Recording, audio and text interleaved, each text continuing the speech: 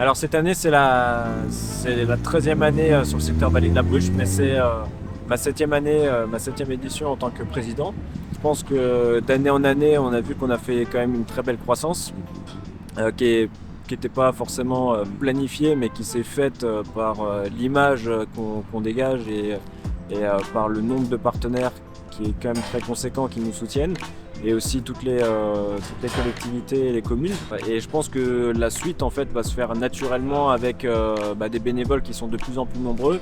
On a dû ouvrir là assez en urgence de nouveaux points fixes. Si on se concentre vraiment sur une belle équipe et qu'on sait fédérer nos membres et les bénévoles, le reste suivra et se fera tout seul. Alors à la base, je suis membre fondateur du secteur Vallée de la Bruche. J'ai repris, comme dans beaucoup d'associations, sa vie grâce aux bénévoles. Et comme dans beaucoup d'associations, comme tout repose sur l'humain, il y a eu des périodes, on va dire, un peu de creux, de désaccord.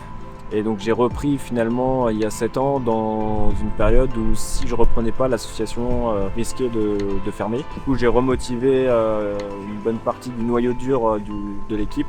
Et puis on a relancé avec une nouvelle vision, une nouvelle organisation, une nouvelle structure et qui aujourd'hui finalement paye puisque d'année en année on fait toujours mieux, on arrive à capitaliser sur les erreurs qu'on fait pour en sortir des axes d'amélioration. C'est moi, mais en fait c'est plus l'équipe. Souvent ce que je dis à mes membres, c'est que c'est pas mon association, c'est leur association. En fait c'est l'association de tous les membres actifs, de tous ceux qui payent une cotisation.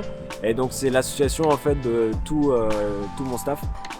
Moi je ne fais que dessiner la trajectoire et poser la ligne rouge. Mais finalement après c'est l'équipe qui le fait et c'est par cette belle dynamique et leur capacité à fédérer que effectivement ça aboutit sur des couples, sur des enfants des roses, sur plein de belles choses parce qu'en fait ça reste qu'une histoire humaine. L'histoire ici qu'on fait c'est vraiment qu'une belle histoire humaine. Où tout repose vraiment sur l'homme, les bénévoles et le volontariat. Et comme c'est une histoire humaine, on y retrouve toutes les émotions et tous les liens qui peuvent se créer et d'ordre humain. Je suis quelqu'un qui fait souvent les choses au dernier moment. Et en fait, dès que je mets une pièce dans l'automate, je sens en fait qu'il y a une masse qui s'élève. Et d'un coup, il y a tous les groupes Messenger qui se déclenchent, message sur message, etc. Et en fait, c'est incroyable de voir comment on arrive à mettre une énergie collective, tous dans la même direction.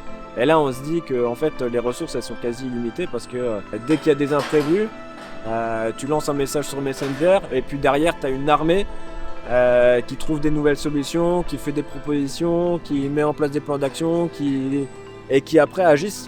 Et c'est ça en fait le plus beau dans notre événement et puis surtout dans l'équipe qu'on a réussi à construire au fil des années.